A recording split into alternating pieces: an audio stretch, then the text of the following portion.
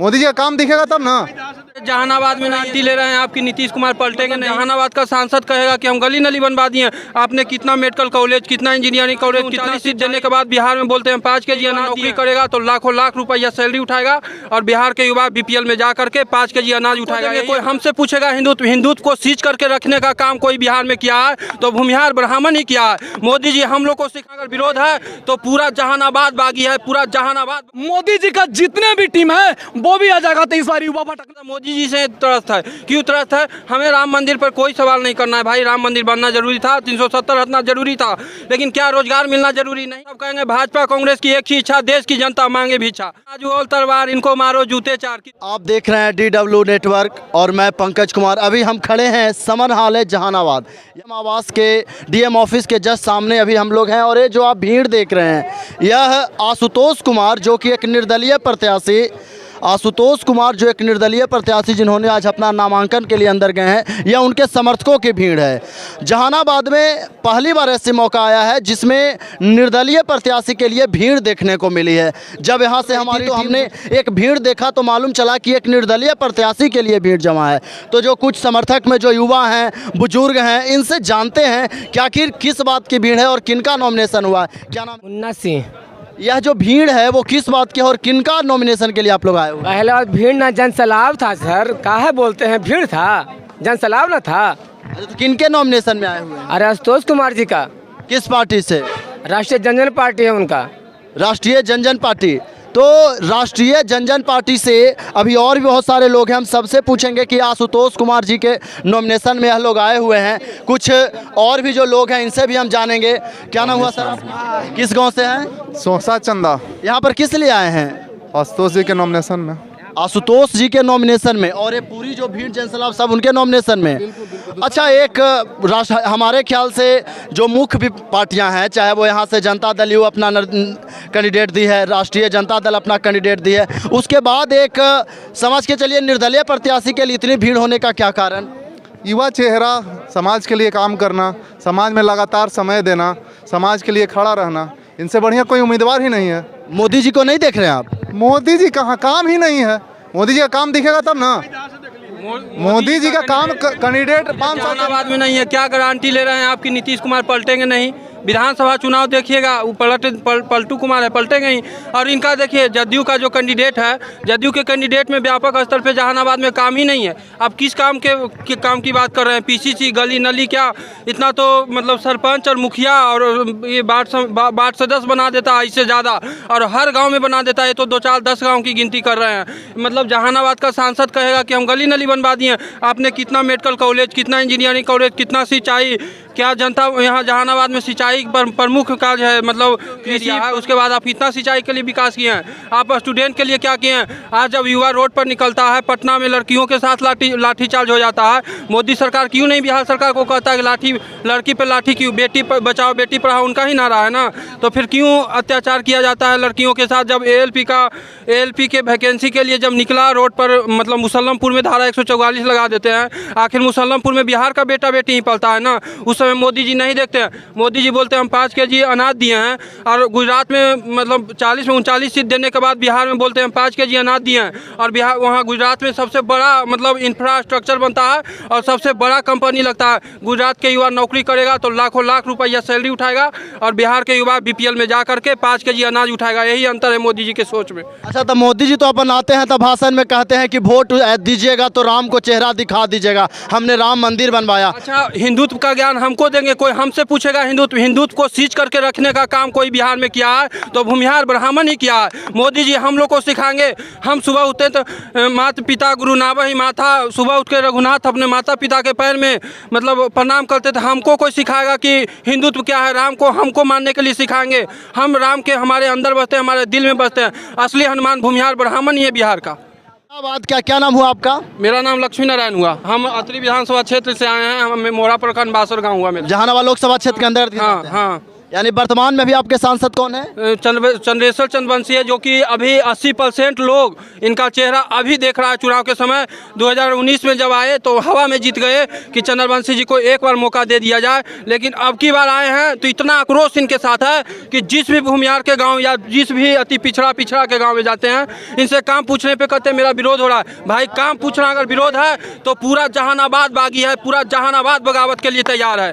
अच्छा, तो आपने बताया कि भूमिहार और ब्राह्मण यहाँ पर समर्थन के लिए आए हुए हैं। नहीं, हम श्री कृष्ण सिंह को अपना आदर्श मानते हैं। अगर आशुतोष कुमार कोरोना काल में मतलब कि अनाज बांट रहे थे तो किसी भूमिहार के घर में अनाज नहीं गया था, दलित पिछड़ा अति पिछड़ा के घर में अनाज देने का काम किए थे।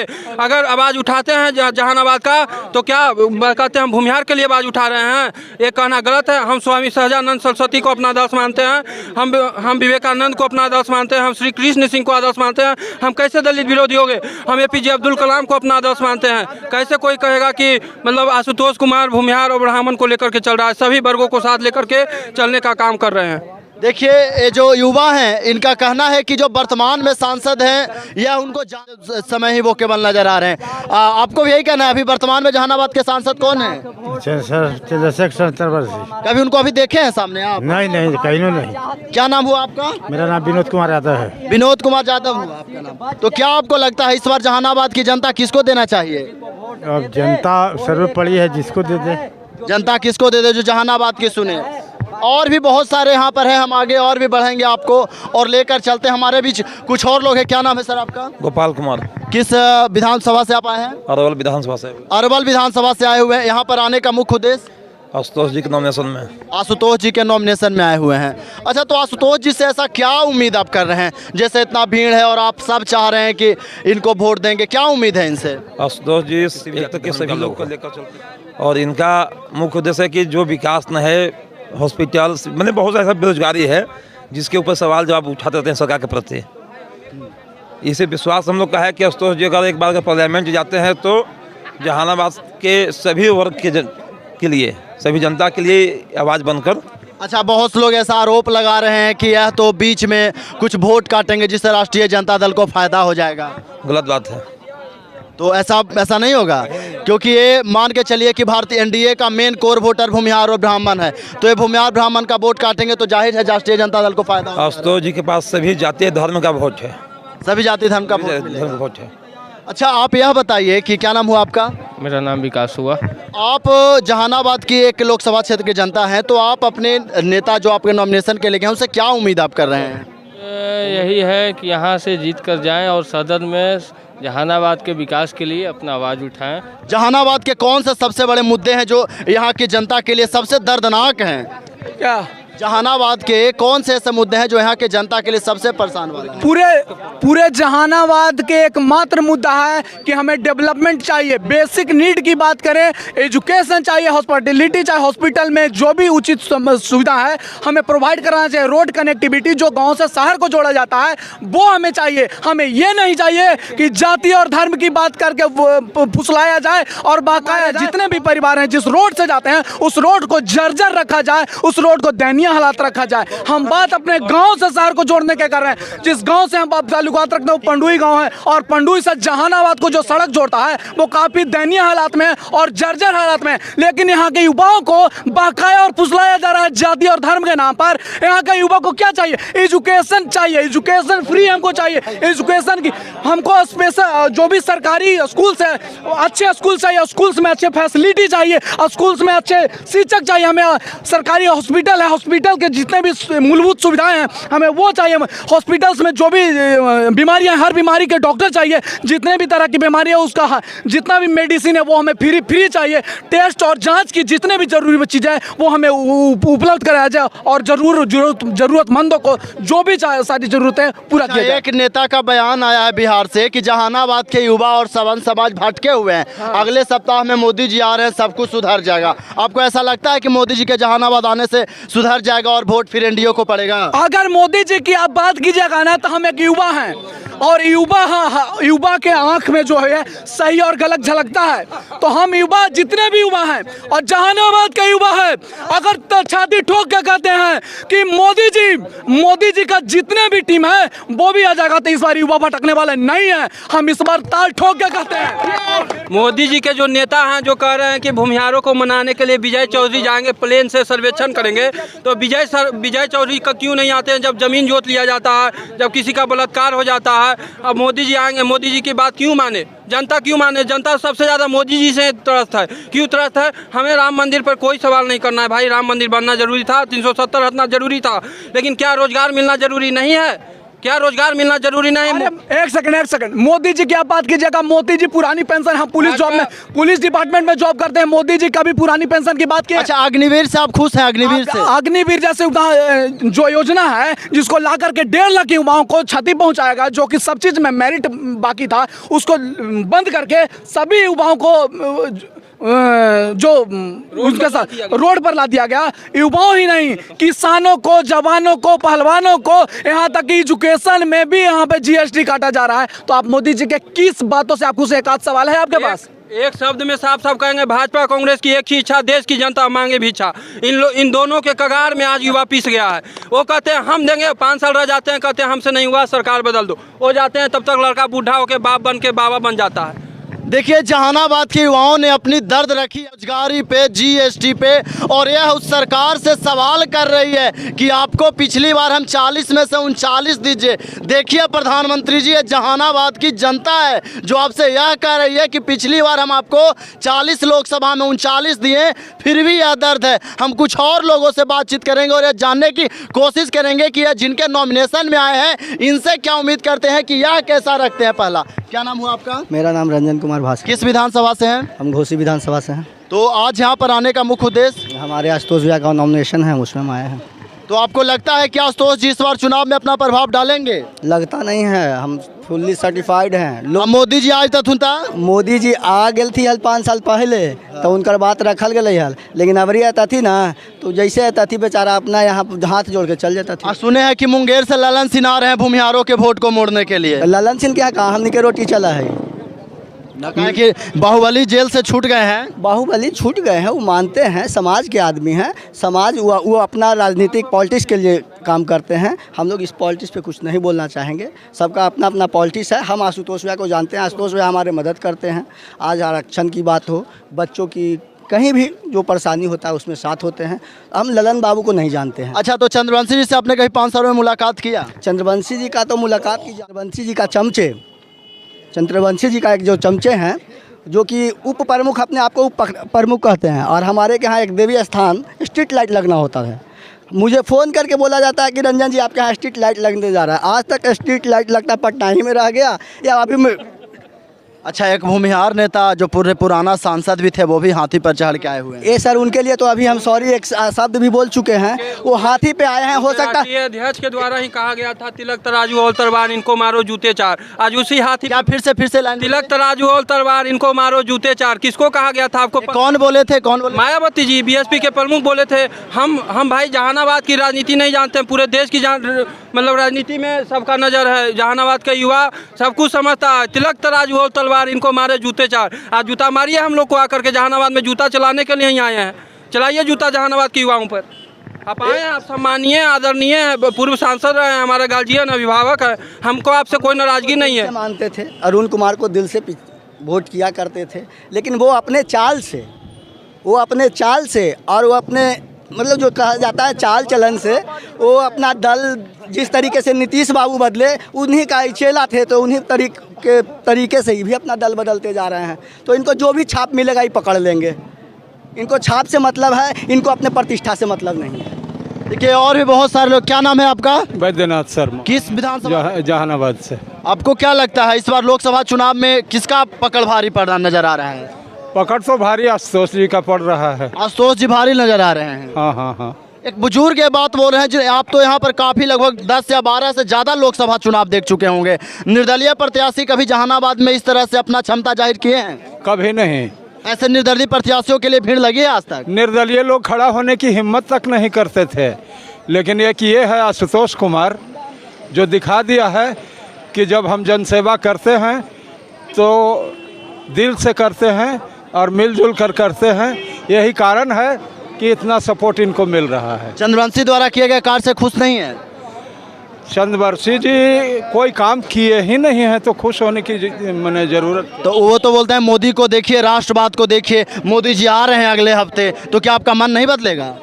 देखिए बात असल ये है कि चाहे कोई भी सांसद रहे हों, जहानाबाद में कोई विकास काम नहीं हुआ है, तो हम लोग अब जहानाबाद के विकास हैं ताकि कोई ऐसा कैंडिडेट आए जो जहानाबाद का विकास करे और यहाँ का कल्याण हो। तो एक आशा हैं कि हमारे अन्नदाता आ रहे हैं वो। मोदी जी पर तो खाली युवाओं का एकदम कहने का मतलब दिलों पर राज कर रहे हैं आज के समय में। कर रहे हैं और कर रहे थे में अंतर है। प्रशांत किशोर एक लाइन बोले हैं कि बिहार के लोगों को मोदिया बिंद हो गया है, यानी इस तरह से मोदी के प्यार में पागल हैं। मोदी फिर कहा ना मोदी का हमारा अन्नदाता है का जी। अरे महाराज हम भक्त हैं मगर अपन समाज के आशुतोष कुमार के, मोदी भक्त नहीं है हम। सुनिए बात, हम मोदी भक्त नहीं, देशभक्ति मेरे कन कन में है। हम मोदी भक्त नहीं, हिंदुत्व मेरे मन मन में है। देखिए मुख्य बात ये है, ठीक है देश को मोदी की ज़रूरत है, मोदी को आना चाहिए, लेकिन देश को जितना मोदी की ज़रूरत है आज के डेट में जहानाबाद में उतनी ही ज़रूरत आशुतोष के आने का है। हमारे बीच बहुत सारे लोगों से हमने बातचीत किया और आसपास के युवा बुजुर्ग हर तरह से लोग, इनसे भी दो चार बात करते हैं। क्या नाम हुआ आपका? सुशील शर्मा, जहानाबाद से। यहाँ आने का मुख्य वजह? आशुतोष कुमार के नॉमिनेशन। अच्छा, निर्दलीय के लिए नॉमिनेशन में इतना भीड़ कभी देखे हैं आप? नहीं। तो आज इतना भीड़ होने की क्या वजह? यानी जो वर्तमान में सांसद चंद्रेश्वर प्रसाद चंद्रवंशी हैं, उनसे मिले हैं कभी आप? कभी उनसे काम के लिए गए हैं? कभी नहीं काम से गए, कभी देखबे नहीं किए हैं। कभी उनको देखे नहीं है? देखे भी नहीं है। इस बार वोट मांगने आएंगे तो? वो तो हमको तो आशुतोष कुमार ही है, तो वो भी तो आपके दरवाजे पर जाएंगे? जाएंगे तो आएंगे। देखिए हमारे बीच एक अभिभावक है यहाँ पर। क्या नाम हुआ सर आपका? मेरा चंदन कुमार नाम हुआ। किस विधानसभा से हैं? जहानाबाद कुर्था विधानसभा। जहानाबाद लोकसभा के कुर्था विधानसभा से हैं। देखिए निर्दलीय प्रत्याशियों के लिए भीड़ है। हमारे बीच एक बुजुर्ग ने बताया कि जहानाबाद में आज तक निर्दलियों के लिए इतना भीड़ नहीं लगा है। यह क्या कारण है कि इस बार इतना भीड़ लगा है? ये फौजी हैं, फौज की नौकरी करके आए हैं और मैं भी फौजी हूँ, ठीक है ना।